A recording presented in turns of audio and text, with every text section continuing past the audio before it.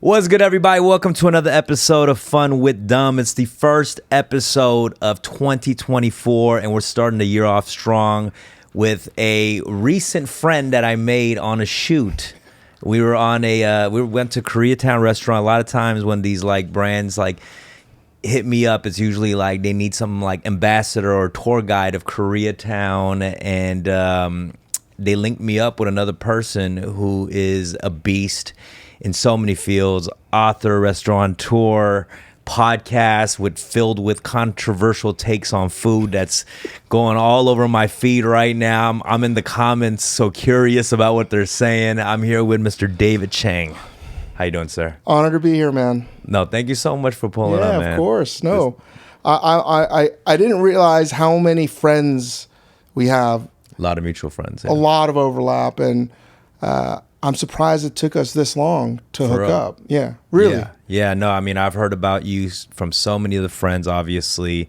And just, you're on my feed all the time. Ugly Delicious is one of my favorite food shows. I told you this last time because of how honest you are about things you don't like, things you do like. And it probably angers a lot of people. Even at first, I was like, come on, David, what the fuck, about certain takes. And then I realized how much I love that because I'm that way. Well, that was, it's not an easy show to make. It's a lot of filming. Morgan Neville, who's won an Oscar for 20 Feet from Stardom. If you haven't seen that doc, it's terrific. We don't do any voiceover. Mm-hmm. So that was really difficult.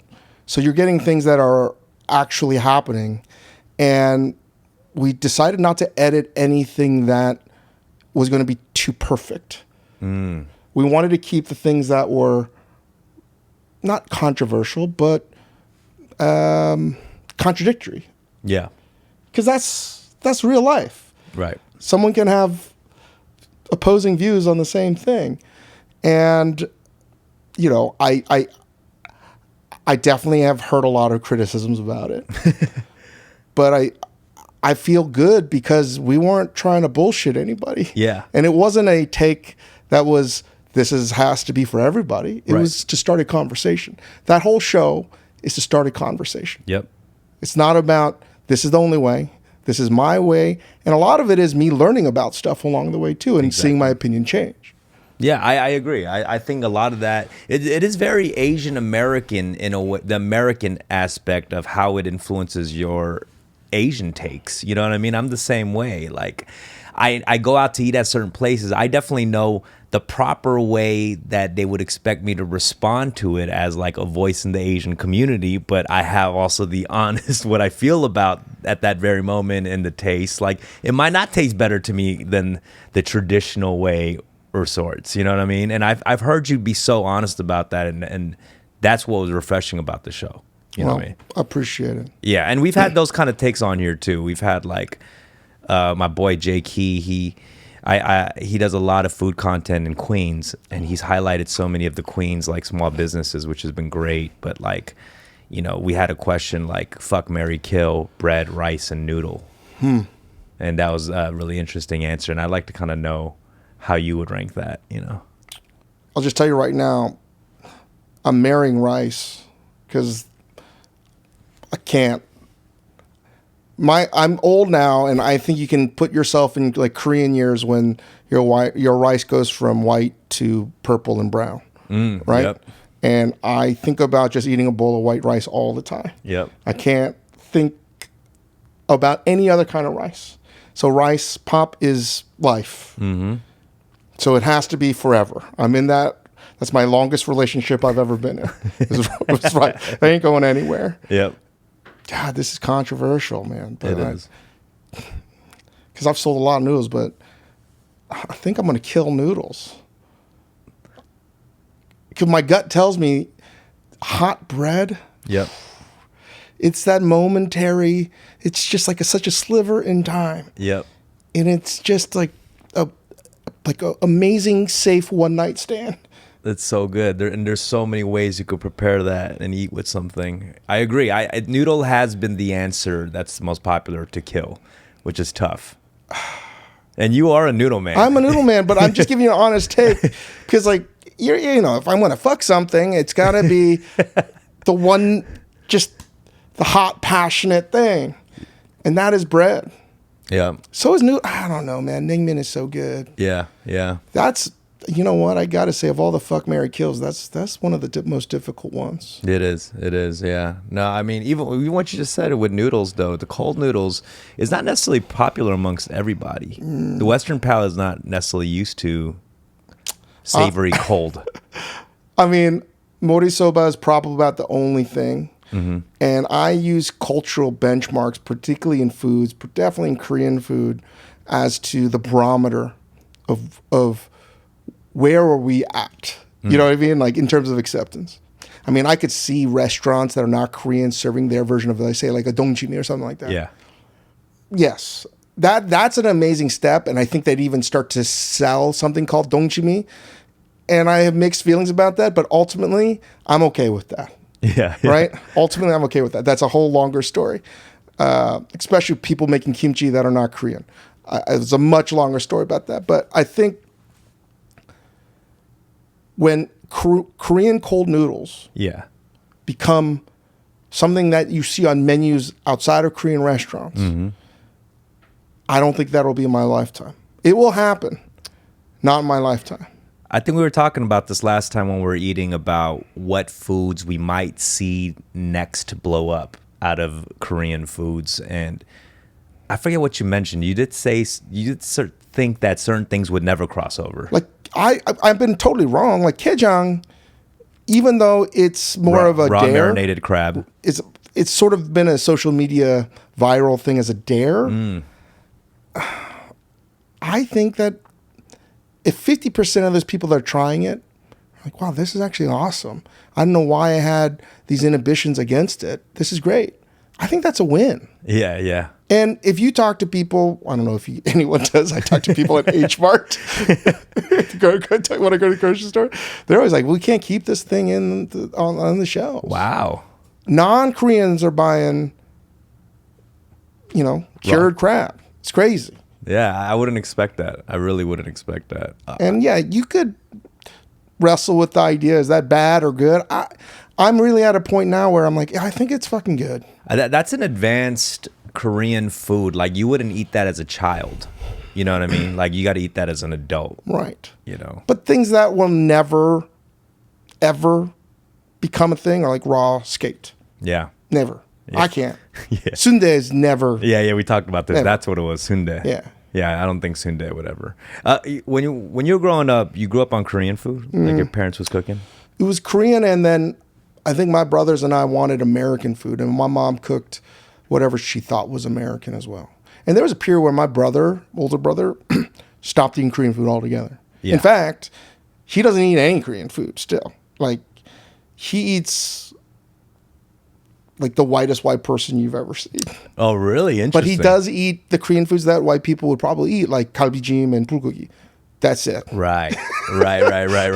No, my parents were the same way.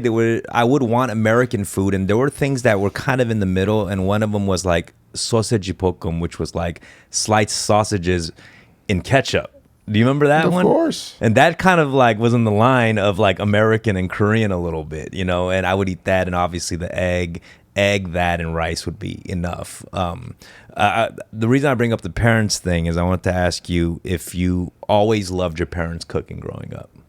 My mother's side, amazing cooks. My grandmother on my mom's side, just a gifted cook. Yeah. Everybody. I can't say the same on my dad's side. I mean, real North Koreans, like super gruff. But my mom was from North Korea too, but she was came from a privileged upbringing from Kaesong. So I don't know why. Her side, unbelievably good cooks. My dad, who worked in restaurants but never as a cook, not good cooks. I wouldn't say not good, but not as delicious as my mom's side. And I think food, I grew up around it all the time because, we lived in Northern Virginia. Virginia at the time, though, when my parents moved there in the 60s, that were like the only Korean people. Yeah. So everything was made from scratch. It was a lot like Minari. Yep. Even though that took place in Alabama. Where was it? Like somewhere in the Midwest. Arkansas. Yeah. It was very nostalgic for me because that was very similar to my upbringing. Yeah. So you were just doing everything from scratch.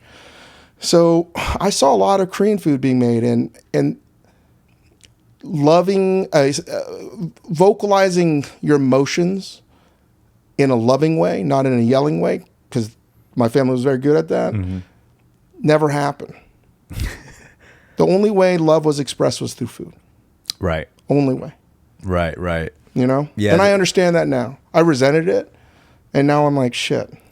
Yeah, it was interesting. What's interesting is my friend who one day was on my pod and just said, my mom's cooking is trash. And like hearing that, I'm like, it was so crazy to me. I'm like, are we allowed to say that? And he like truly was just like, yeah, my mom's cooking was trash. Like I ate it, but it was like terrible. My mom was an amazing cook. Yeah. Yeah. Like, I don't even know what the hell she put into. She never gave recipes out. I mean, people in my life say that, oh, my mom gave them her bindedok recipe or kalbijim this or that. They're not the real recipes. Has she taught you any recipes? Or she never taught me one thing. Yeah. I'm serious. Right. When she passed away a couple years ago, but I try to make her pindedok a couple times a year. Yeah. I don't know what she did. I have some idea, but I can never make it right. Maybe the consistency's off. Maybe I don't have the right filling ratio. And I mean this, and I think I posted something about this. I love that I can't make it right. Mm. Every time I make it wrong, it makes me like love her more. Right. Right? Because I know that sort of platonic image of what her food tastes like because I've had it so much. And missing it every time I try to recreate it is the best way I can express my love to her. No, I 100% feel you. That's beautiful, man. I mean, you've been living in California for quite a while now, right? I still know nothing about driving. Yeah. I mean, but you have your favorite areas to eat. We were talking about this. K-Town is one of them probably. Have you noticed any good food regions in California that you like to eat, or LA? I got a hot take right off the bat. All right, let's hear it. Maybe we talked about this last time. I think Fullerton has maybe the better Korean food. Yes, you did mention this. I should have put this on I didn't even put this on my list of things to ask you. Fullerton. That's OC, right? Is that closer to OC? Okay. It's about 20 minutes from Garden Grove, which has insane Vietnamese food. Mm-hmm. And before people get upset, I've had to ask, why is Fullerton this? It's like an old school K-Town. Yeah. Many of the restaurants there used to have restaurants here. Oh. They moved because of church and housing and schools. Mm-hmm. So over a 30-year period, Fullerton became... Right. So to say that it's bad, I don't think you can. I think that there's... Again, I'm not an anthropologist, sociologist, expert. My gut tells me that the reason a lot of it is good is because these were the OGs here in K-Town. They're the OG Korean immigrants. Yeah. But couldn't afford the rent here no more, so they went over there, and now they got the best Korean food. Saying the best is so stupid. But there's a feeling there when I go there to eat. Mm-hmm. Like I bring my in-laws there. And they say that there's that zeitgeist feeling thing where it feels like it's scratching an itch that you can't scratch here. No, I feel that. What I've seen in Koreatown in LA is more of the chains from Korea coming in and setting up shop. All the coffee shops, whether it's like Tom and Tom's and things like that. And there's all these big celebrity chains of Korean barbecue restaurants, Kangwon-dong and all that stuff too, that's like opened up here. But they're not like just from here, like the Korean American opened up shops. You know what I mean? Well, here's where I think that even if I'm wrong, what gets me excited and where I think it's interesting to talk about is why would you get upset if it actually is true? Yeah, right. You know what I mean? It's like, that's awesome. Yeah. It's growing. It's this growing organism, and it's changing. And it would be similar to like New York. If you said K-Town on 32nd Street, which is K Street, really, not K-Town, Queens, Flushing is not the same as it was today. It just isn't. I mean, Flushing, New York, it's still awesome, but a lot of the K-Town has been replaced by Chinese. And it's awesome. Food in Flushing is awesome.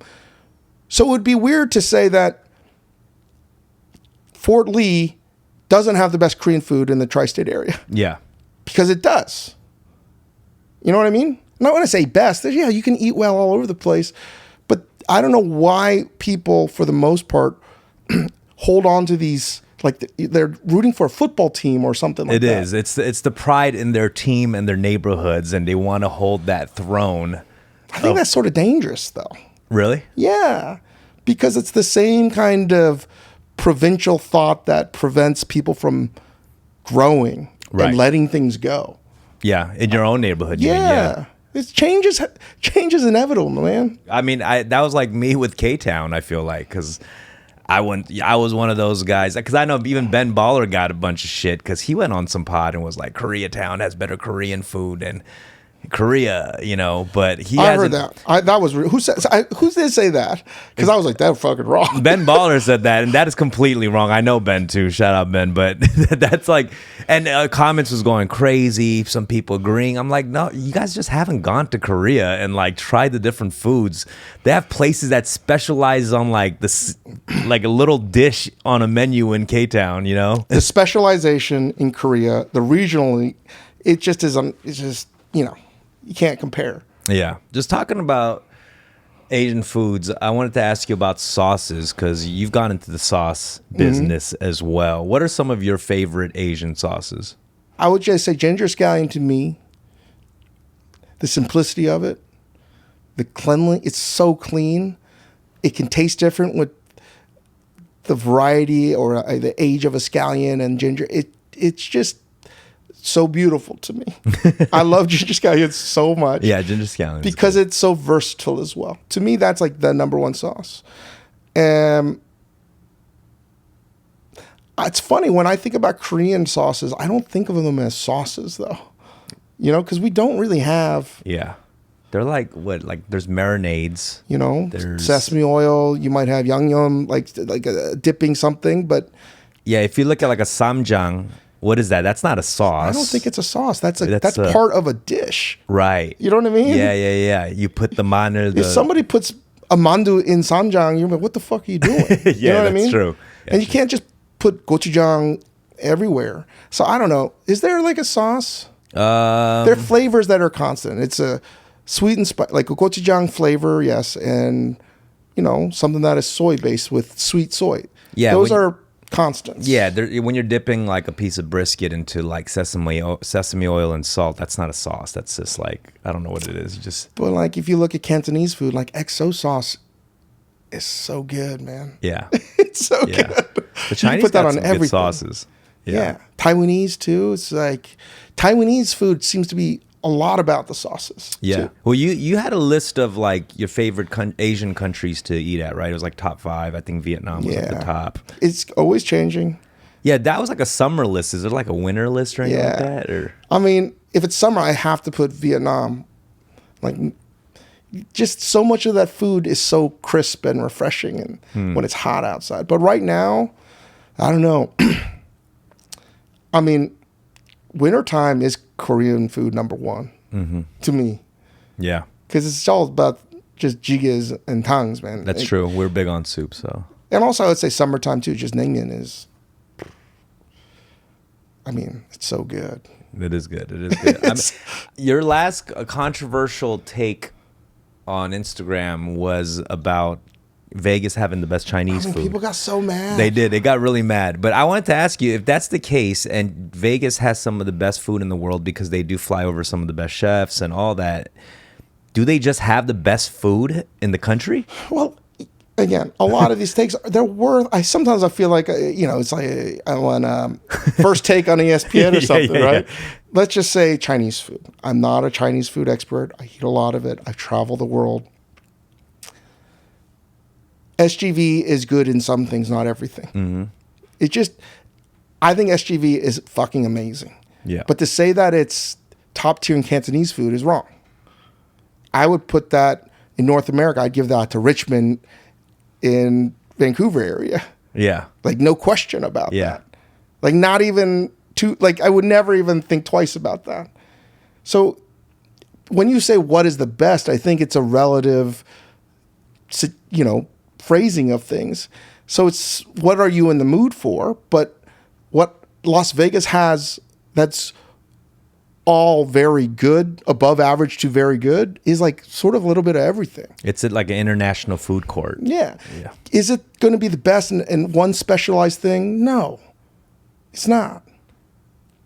But considering where it was 30 years ago to where it is today, I mean, the reason it's good is Wolfgang Puck started it all, man. Yeah. He was the first chef to open up there, and that turned Vegas into a dining destination over these years. So I find it funny that people would say that can't be true. I think it's more amazing to think, what if it is true? Yeah. That means any place can. If a desert in the middle of nowhere can have great food, this is where I'm a true optimist. What I like about thinking about this, even if it's hypothetical, is then anywhere can have great food. Yeah. You know what I mean? Yeah, for sure. And Chinese food there is, on the high-end rollers, is fucking really good, man. Yeah. I mean, it's super, super good. And I've eaten there with people that are Cantonese, and they would say, they were shocked. No, I think the food is fantastic over there. So I didn't argue that. I mean, it made complete sense. You go to Vegas and there's so much good food, whether it's Italian, Does it have Chinese. the best Korean food? No. Does it have the best Japanese food? No. It's true, yeah. But like, is it all around good? Yeah. Yeah. Yeah. It doesn't really have a weakness.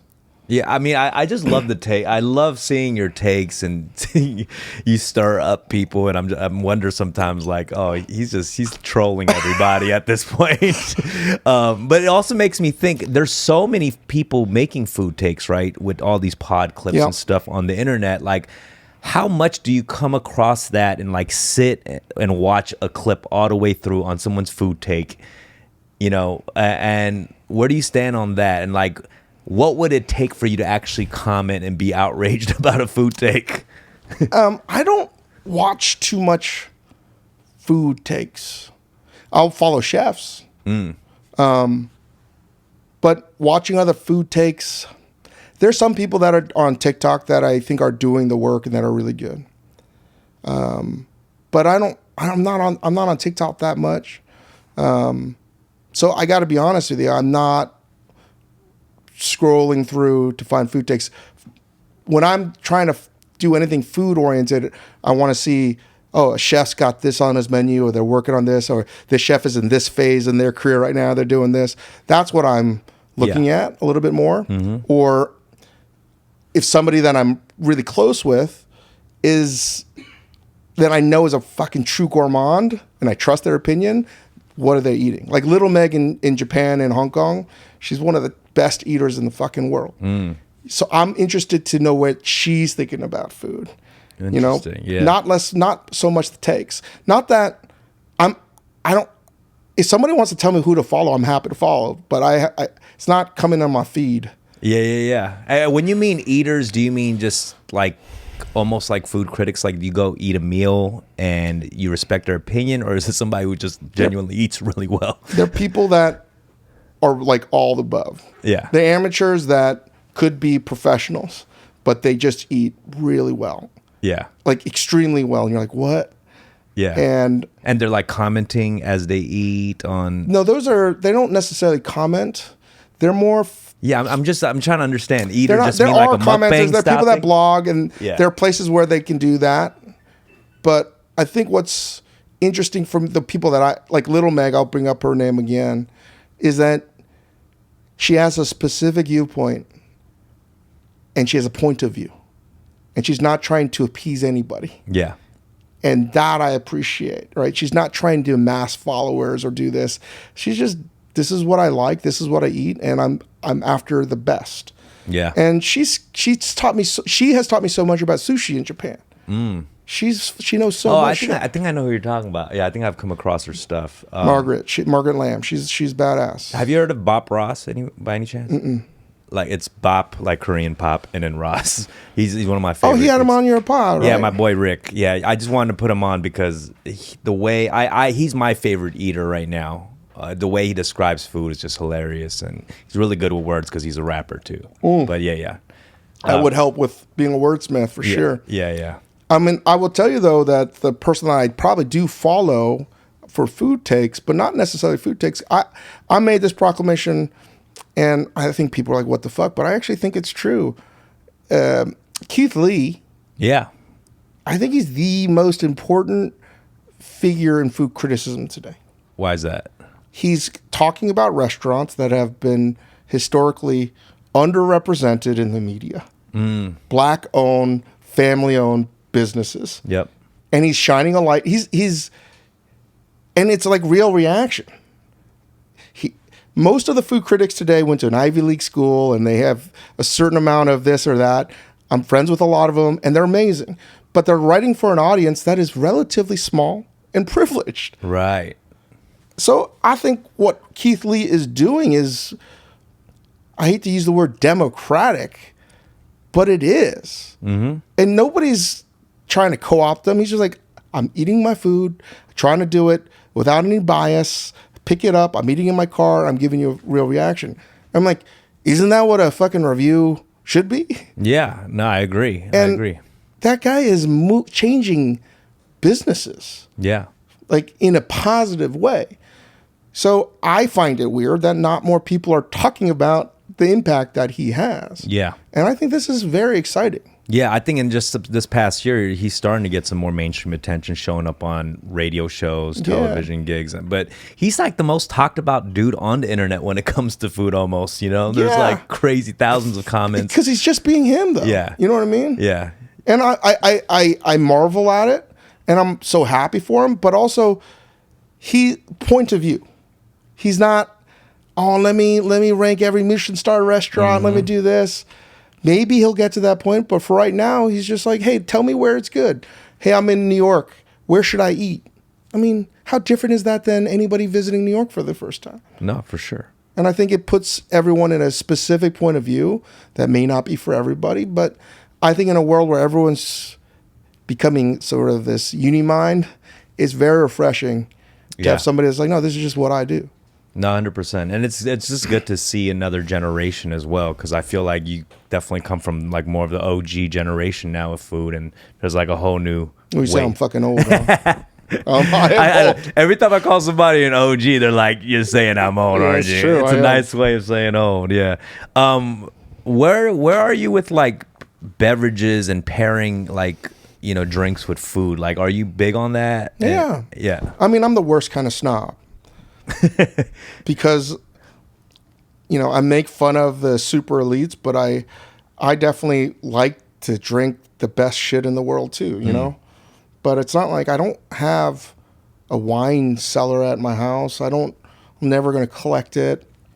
I view it just as a beverage. Yeah. Right? What's your usual beverage just with any meal? Water now? Just water? Yeah. I barely drink now. Yeah. No sodas or anything? Sparkling water. I mean, I'll drink non-alcoholic beer. But I mean, it's not like I don't drink. There's nothing what's to gain for me. Yeah, now, yeah. You know? I've been drunk so much of my life. But is there stuff like that just cuts through better? Like, you know, light beer. And it got me in a lot of trouble. You know, I wrote this thing for GQ like a decade ago saying like one of the best things to pair with food, especially Asian food, is like a watery light beer, like a Bud Light or Heineken or something like that. And people got super pissed, but I'm like, well, Miller High Life is champagne of beers. Champagne is awesome for food. Why? Because the effervescence, it's tart, it cuts through. It's a nice, and I'm just saying like, okay, let's take away the cultural things that you believe in. Let's just look at the empirical evidence here. It's light, refreshing, tastes like water. This is good for pairing with food. Yeah. You know, especially the kinds of food I like to eat. So, I mean, I would say that, and I would also say, like, at the same time, I could say something like a Ravenel, a Chablis from Burgundy is also amazing because it's so versatile, but it's also going to run you like $2,000 a bottle. So who's going to buy that shit? No, I feel you. I mean, I just usually do like a Diet Coke. I guess that's my light beer. Couldn't do Korean barbecue. Diet Coke I gotta stop drinking. I stopped drinking as much Diet Coke. You know what's fucking good? What? That I'm trying to figure out how to drink more of? Fresca. Oh, Fresca. Yeah. Fuck. Yeah, Fresca's great.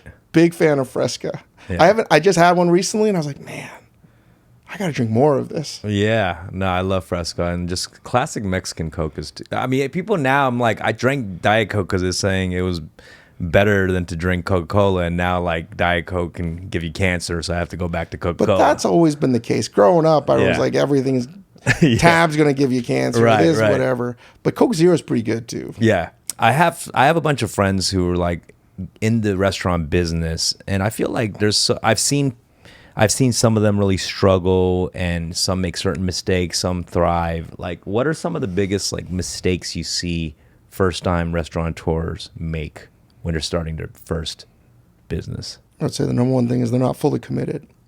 Really? What I mean by that is they might have an idea that they want to do it, they're passionate about, but like, oh, that's just too weird. I can't do it. And I want to do this kind of restaurant, and I bounced the idea off some of my friends, and they say that's too weird. So what we need is more fucking weird. And inevitably they start to edit this idea so it becomes a little bit more vanilla. I see. And I think that's the first thing that happens. Because they think it's going to be more accessible. And another thing I would say at the same time, right? I think you got to think about this at the same time. Your creative point of view, your vision. I think make it fucking weird, right? Number one. But also, like, same don't think that you're opening a restaurant. Think you're opening up a shoe store. Mm-hmm. Or whatever, widgets, gadgets, because that you're running a business. It doesn't fucking matter. You almost have to be like a sociopath to the actual transactions. Yeah. Because you have to pay the bills. Right. So at the very best, running a restaurant is one of the most absurdly stupid things anyone could do. And one of the most rewarding, most beautiful, most creative, most artistic things I believe anyone could ever do as well. So yeah, for it's sure. maddening. But I would say, first thing is, once you get over the raising money and all these things, and which is impossible, I think don't water down your vision, man. You got to this point. If you want to open up, a spicy mac and cheese restaurant, I might even tell you that's stupid as fuck. Yeah. Because you know why? Statistically, you're going to go out of business anyway. Mm-hmm. So, like, why play safe? What's the stats on that? They say you don't start making money until 2 years. Excuse me. 2 years or so into your business being open. It's very hard. I think that changes with when you can be profitable. I do think that enough people don't raise enough money, because I've been in this situation many times where you're just like, well, you don't have any more money. You just got to open. Which is why it's an advantage to be bankrolled by huge restaurant groups or someone that has deep pockets, because, you may not be profitable for 18 months, 24 months. That's where the stacks are the deck is stacked against you for sure. So on the finances of it, I can say this, but I just know it's never a reality. Yeah. You should try to have like 24 months of cash, but that's never going to happen. That's just a pipe dream for most people, especially their first businesses. So, and it's a real hard thing for me to talk about because I've seen it completely shatter lives. I'm sure, yeah. And I hate that. I want everyone to succeed when they do this. So I try my best to discourage people from doing it. I really do. Oh, wow. Yeah. That's tough. Because you need to be a certain kind of crazy. Yeah. And the people that are like, fuck you, Dave, I have to do it. I tell this sort of story all the time. It's like a apocryphal story where you're going to raise money to open up your first restaurant, and you've never opened up a business before, and you throw a party because you've raised enough money to open up your first restaurant, and it's like a check signing business or whatever, a party, and it's like you should almost burn all the money in front of everybody. Yeah. Because that's what statistically you're going to do. You know what I mean? Man, that's rough. I mean, you have to accept that. It's a weird way to think about it.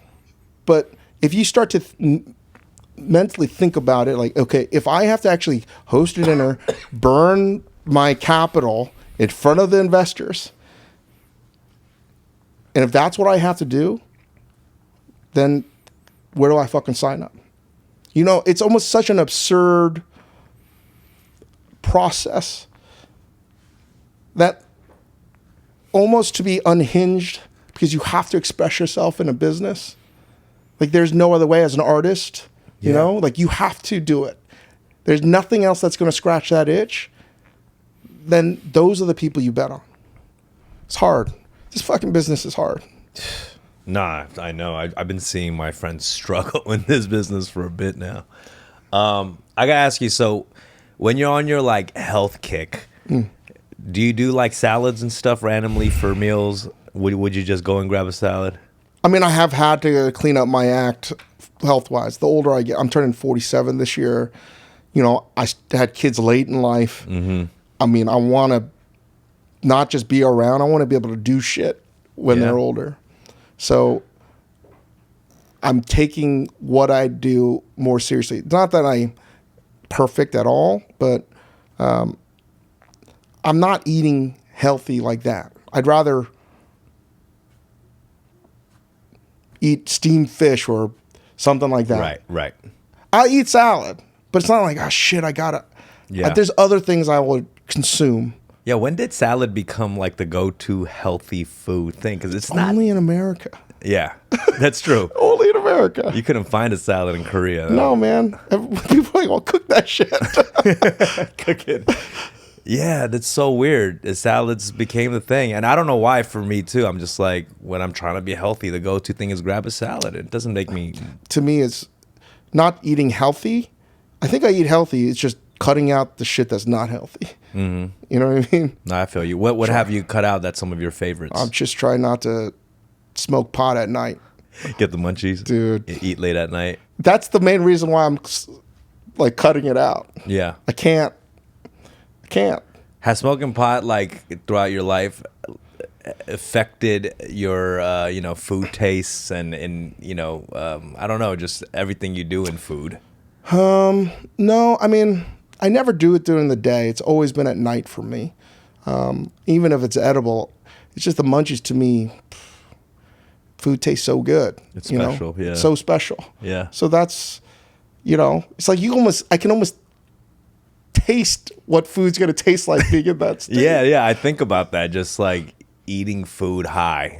I'm just like... It's one of the great joys in life. It is special. I think eating healthy is something that I have to do. And I tell myself I've had a good run. I've eaten almost everything awesome. That's a good way of thinking about it, because I haven't thought about it with food yet. I've thought about it with alcohol, right? I'm like, I've partied enough for a lifetime. Like, I cannot fuck with certain drugs I used to fuck with or alcohol. But I like how you said with food. Like, I've had a good run. I've eaten all the best foods you can eat. Yeah. I can do without fast food for the rest of my life. Is that how you... Well, it's not just fast food. It's a lot of things. Like, I mean, I don't have to eat foie gras again. I don't have to... Not that I would, but, the only thing that gets me is fucking pizza, man. Yeah. Pizza, burritos. Right. I mean, I picked up some Sonora Town for my family yesterday. It's like, God damn it. I knew it was going to crush. I knew I couldn't stop. Yeah. I couldn't stop the small burritos. I was like, I'll have one. Yeah. 3 burritos later, I'm like, fuck. It's so good. Burritos is one of my favorite foods, too. I absolutely love it. And, I'm just that. I have an addictive personality. Very, very easy to just go down certain rabbit holes. So for me to eat healthy, I just need to abstain and to... Yeah. And I have to. It's like, this is what I'm trying to do better at, because, I just got my checkup and the doctor's like, whatever you're doing, keep it up. So yeah, like this past year, I was like, shit, I gotta, same thing, like I don't drink really at all anymore. People made me make fun of me. I was like, They'll get it. They'll get it when they get there, you know. I mean, we talked about this last time we were sharing a meal, how you having kids was affecting your businesses and how you thought about it as well. I never thought I was a selfish prick when it came to like work, because I always did everything for everybody else. But in reality, I think I was always just doing what I needed to do, which is also collectively as a business. But I could never think outside that business of what I was doing. And it's so it seems like such an easy platitude that everyone talks about. But, you know, when my first son was born, I was like, oh, everything I thought was important is not important anymore. And I would probably say even kids and learning how to cook for, like, I never cooked at home growing up. I didn't really have this epiphany, oh, I'm going to be a chef. So I always say it was like driving a Toyota Prius and then, it's like learning how to drive in an F1 race car and never learning how to drive a regular car. You know, that's how I learned how to cook, straight to professional kitchens. So when I needed to feed my wife when she was, you know, with our first son, and then when she was nursing, and now feeding my kids, and now that, especially with the pandemic where I was just like their own personal chef, it changed my perception of what I thought was important. And cooking with love gets thrown around so much. I think myself, and I know a lot of chefs would probably agree to this if they were open about it, a lot of us have lost that love and feeling on a professional level. Maybe you feel this way about music sometimes, right? It's like, wait, why am I doing this? Because once you get accolades and acclaim or whatever, that's ephemeral. But now when I'm feeding somebody, because I'm now, if I make something with love, I'm now feeling exactly how my grandmother felt when she fed me, or my mother felt when she fed me. It's an amazing connection. And when I cook at home, it's imperfect, but my intent is perfect. Yeah. And even how I'm talking, if I was 15 years old, what the fuck are you talking about, Dave? You know? Yeah. But it has changed how I think about food and what's important on the plate. And from a restaurant's perspective, again, my perspective is different than, say, Momofuku, because it's a big business now, and there's other people with decision-making rights, so I can have a stance that may be different than a restaurant, right? Like, I don't like lobster, walnut, shrimp. Yeah. But we have it on the restaurant menu at Vegas because people like it and the chef likes it, so good. Yeah. Again, we can be different and still be family, but I think about like a roasted duck breast. And how many restaurants I worked in, or a restaurant that we had, it was about carving in a perfect rectangle, cutting off the ends, nice medium, and it's now looking like a Lego piece almost. Yeah. Perfect rectangle. Yeah. And I'm like, I think about that. I'm like, that's not cooking. Yeah. That's cooking for ego. Right. And there's nothing wrong with that. I just want to say that I don't think there's anything wrong with that, because that's how you can create, and ego is necessary to do something extraordinary sometimes, and to create food as art type of stuff. And maybe push other people to be more competitive. Exactly. Yeah. But I'm not in that phase anymore. Yeah. And the phase that I'm in right now, the younger version of me would be like, fucking old dude. I like what you're saying, though, because I feel like that is what gives an artist a second wind in their career to have longevity. You got to expand what the meaning is for you in your life and what your craft does for you. Yeah. Like at one point, I just liked rapping because it was fun to do with a bunch of friends at a house party drunk. I was getting free weed from friends, and that's why I did it, you know, as a party trick to impress people. Later on, it became more important. I'm representing a group of people while I'm doing this. I'm able to get messages across, you know, and maybe I'll have a second win for, you know, a kid comes in life. I'll have more things to talk about. But it's not just being in the studio all day. You got to go out there and live the life to bring it back to the studio and write about something, you know? But your rapping and that part of your life has informed the current version of you. Yeah. Right? So it's not less important. True. You know, Yeah. it's just as a continuation. And again, I'm a big proponent of change, right? I think it's a beautiful thing to have that agency. So, you know, going back to this fucking duck breast, I think a perfectly cooked duck breast on the cage of the duck itself, that's beautiful. Yeah. And that's also difficult to do because now you have the bone to change the temperature, and it's a better way to cook it altogether. I won't get technical aspects, but to me, I'm like, I don't want to fuck. That is like perfect already. Yeah. And it's taken me years of being a numbskull, ego-driven person to realize like, oh, this is inherently beautiful and perfect. I'm just going to serve it like this. Yeah. You know? And I think that's a natural career arc for a lot of people. And I don't give a shit if that's happening to me too. I'm just like, this is just how I feel about things. And I think for restaurants, that's how I want to connect with people where it's much more home cooking, much more people might think, that doesn't seem fancy. Yeah. I mean, you're so open to change in the food world and everything that's happened. Is there things that you don't like how things are going or changing? Or are you just like, it is what it is? And it's. I think that if I don't understand something, if I don't like something, I know in the long run it's because it just passed me by. You know what I mean? Like, I just didn't understand it. That's good, because I feel like there are a lot of OGs in every industry who are very bitter and hate new shit and changes that are happening. Hip hop is one of those spaces as well that happens. I can be the biggest hater anyone's ever met. Don't get me wrong. Yeah. But I strive to be someone that understands that if I don't understand something or if I hate something, it's probably because of some kind of deep insecurity or something that I'm like, why do I have this strong feeling towards something that I don't give a shit about? Or you have to go through 10 levels of trying to understand Yeah. it until you're like, I actually hate this. I get it, yeah. So it's like, it's okay. It's not for me. Like right now, food's changing in a lot of ways. But at the end of the day, what I try to tell myself is nothing's new. Everything that is new has been repackaged from the old. And you have actually had no new original thought. So don't think you're doing something new. So it's like, this is just the way it is. And a lot of things today in food that people might write about that are new, they were fucking old. Yeah. So like, you don't have that agency. Yeah. So I think for me, I don't know, maybe for you too. The older I get, I'm definitely becoming more of a curmudgeon in a lot of ways. 100%. But I'm becoming much more open to surrendering to the idea that I can change anything. I'm just more like, it is what it is.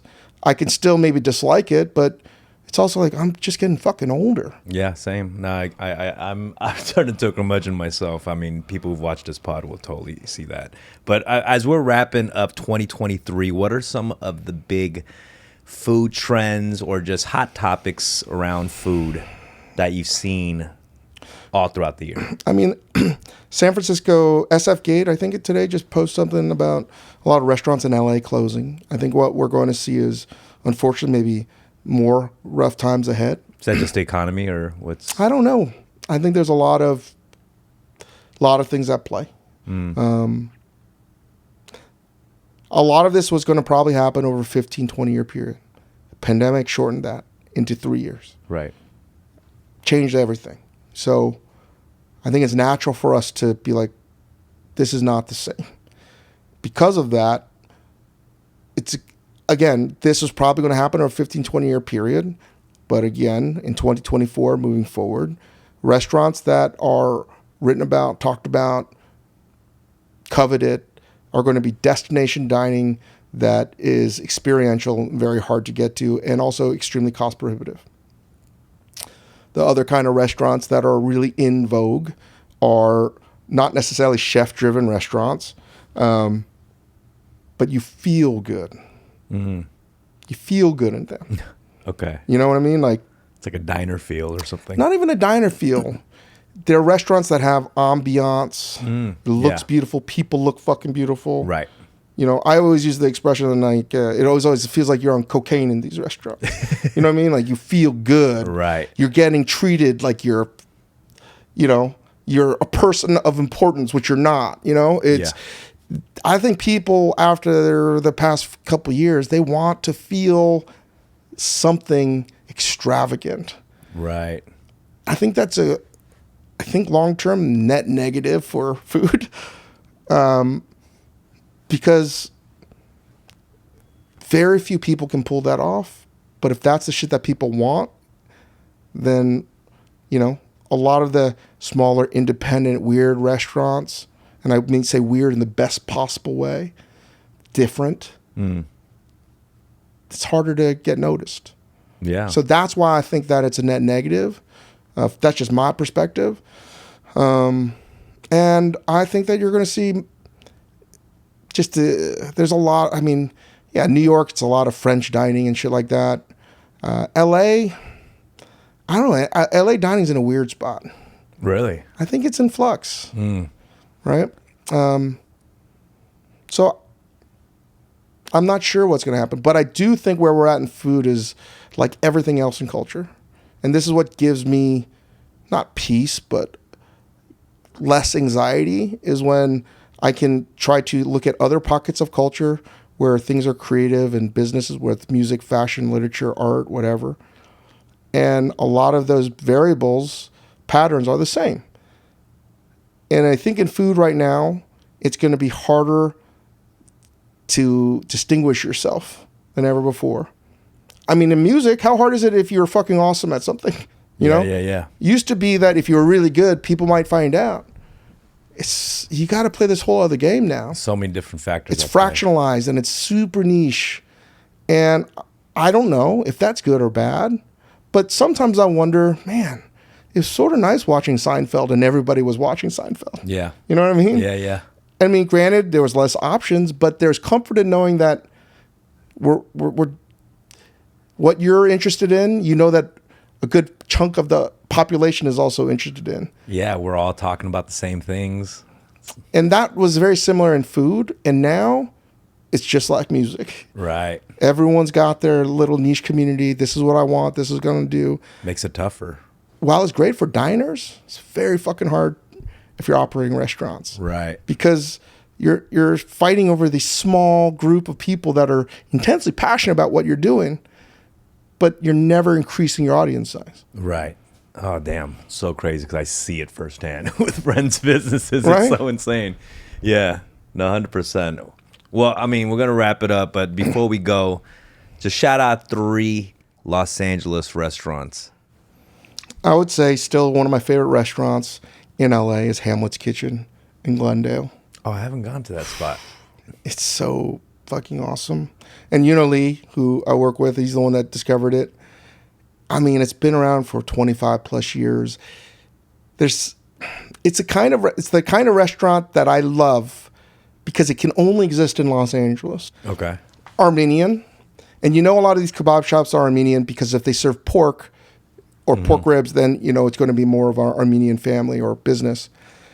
It's in the back of a shopping mall where it's almost like they're trying not to be busy. I love that. And when you go there, you're like, is this set up like a pandemic setup? Yeah. What no, it's always been this way. That's funny. It's so crazy. Yeah. It's not cheap. Yeah. It's cash only. Oh, wow. But again, this is the shit I love. I've spent a lot of time there. I've never gotten what I've ever wanted to order. Like, I like going to restaurants where it's pain because you have to earn the food. Yeah. I've never gotten what I've wanted. They've always messed something up. But I've been there early enough, and the owner, he makes his own charcoal. Oh, wow. With wood. He burns wood, makes his own charcoal, and that's what he does. And you can see, and I've watched him in the morning. I get there first thing in the morning just to see the craft he puts into it. And all the other stuff, what might be off-putting to some people, like if you look past all that, you're going to see somebody that is like fucking Zen master at his craft. I love how he's not making it easy for anyone, the customers or himself, to make the food. It's great. It's awesome. Yeah. And it's so good. That's the shit I love, man. Like that kind of food where there's so many kebab shops, and they make theirs distinctly different. You know, mini kebab, all that stuff's great, also amazing. But I would say in general, since moving here, kebabs, I didn't realize how blessed, Yeah. you know, Persian food in general that LA has, because it's just not what we have in New York City. Yeah, I love kebabs. But you got to check out Hanlon's Kitchen. Okay. You got to get the rice. You got to get the potatoes. You got to get the I can't remember, the red pepper paste puree thing. The Lebanese, everything there is fucking sick. I'd probably say another restaurant that I go to, I think Jirong is really good in the SGV. We were going to Duck House a lot, but I think Jirong, here's a hot take. People think that Jirong has the best Peking duck in LA. I think it's true, but I think the other food they make is better than the Peking duck. When I went there, I was like, fuck, man, this place is so goddamn good. So, man, I'm trying to give you places outside of K-Town. Where else is good? I mean, this is not a original take, but I think Musso and Frank's is the coolest restaurant in LA. I love Musso and Frank's, yeah. Again, I love restaurants that can only exist in that city, in that place, and it can never open up again. And even if you don't give a shit about the history, you know, martinis, the shrimp cocktail. Listen, the food there is, some of it is good, a lot of it is average. Mm-hmm. But again, I want to go to restaurants. A lot of times, I'm not going for the food anymore. I'm just, you know, I want to go to a lot of restaurants where one or two things are really good. Yeah. Sitting at the bar at Moose and Frank's, That's in front of the grill, Yeah. is so cool, That's dude. a special vibe, yeah. You know, I feel like there's a lot of places like that in New York, but Moose and Frank's is, Yeah, you don't get a lot of spots like that in LA, I dude, feel. it's so sick. Again, not original, but I think it's one of those restaurants that seems to be, it's like visiting the Statue of Liberty or something. Yeah, it's there, but you know. I'm going to give you my list of my favorite spots in K-Town right now. Jinsol Kukbap. You tell me about that. I still haven't been. I think they have the best kimchi jjigae in, I don't know, it's better than any kimchi jjigae I've even had in Korea. That particular spot is so good. I mean, some of my friends would agree. Jinsol Kukbap. Definitely go there, get the kimchi jjigae and the pork belly slices. What makes it so different? The pork belly slices are crazy. I think their specialty is kukbap, just kukbap alone, which is not like a spicy broth, just something that's been cooking 48 hours or whatever straight, and they serve it. It's just, I don't know, it's the best kimchi jjigae out there. All right. And it used to be seongbukdong for me. Are they making kimchi with pork broth then? I think so, yes. Oh. Yeah. I'm not a chef or anything, so I don't know what's going on in there, but it's just good, you know? Jinsol Kukbap. What's the pork belly spot? Mungbar. How do you spell it? How do you say it? Mu what? Mu Bongri. It's one of my spots, but I can never like say it properly. Moon Bongri. Mu Bongri. I think it's just, it's like a Korean barbecue spot, but just for pork belly. But they have like this, what is it, black pig? What is it, like a mud pig? Hukdaeji? What's hukdaeji? Is it black pig? Yeah, so black pig pork slices, and they use like, I don't know what this garlic leaf thing is. Is it garlic leaf? What's the leaf? Garlic. Oh, it's leaves. a garlic shoot. Okay. Yeah, so garlic shoots, and I've never had. They don't usually give that at most Korean barbecue restaurants, I feel. Definitely not. Yeah, so it's that and this special like black pig pork belly. It's crazy. Is it like from Jeju? Yeah, like Jeju style. Yeah, I know they do that over there, right? Like the black pig. Food in Jeju is so good, man. I've never been. Oh, dude, you got the Huenyo right there. I know, that's my friend who Dude, took a they're photo. so badass. I know, I got to check that out. Dude, you gotta go. I gotta go. Yeah, maybe I'll do it this trip. Yeah, listen. It's too cold though, isn't it, for that? That's when you see how badass they are. Oh, they're still diving. Yeah, That's crazy. it's crazy. What's the third spot? Third spot, I got Olivia. It's vegetarian spot. It really is good. My boy Dan and Anderson Pack started about a year ago, and the chef Mario, he's done stuff with like Gracias Madres and stuff like that. Okay. Yeah, he set up their menu and things. So those are my three spots. Yeah, but David, thanks so much for pulling up, man. I appreciate you. Hey, man, I'm so excited to be here. And again, Happy New Year. Thanks for having me. Happy New Year. And you did it proper. You pulled up. You took your shoes off. You gave me a gift. Got to, man. You pulled up with a gift from your line of microwavable dishware. People don't give you gifts. Well, they show up here. You got to. Honestly, out of You got all these crimp people. They don't give you gifts. all my guests, if I've had out of 100 guests, you're one of 5 people who might have pulled up with a gift. Listen, folks. If you've been, come on, man. I appreciate it, man. It's like, you would have brought up like a Korean pears or something, but you brought something better. You got to bring something. David Chang, thank you. Appreciate you. Thank you, sir. Tune in next week for another episode of Fun with Dumb. Peace.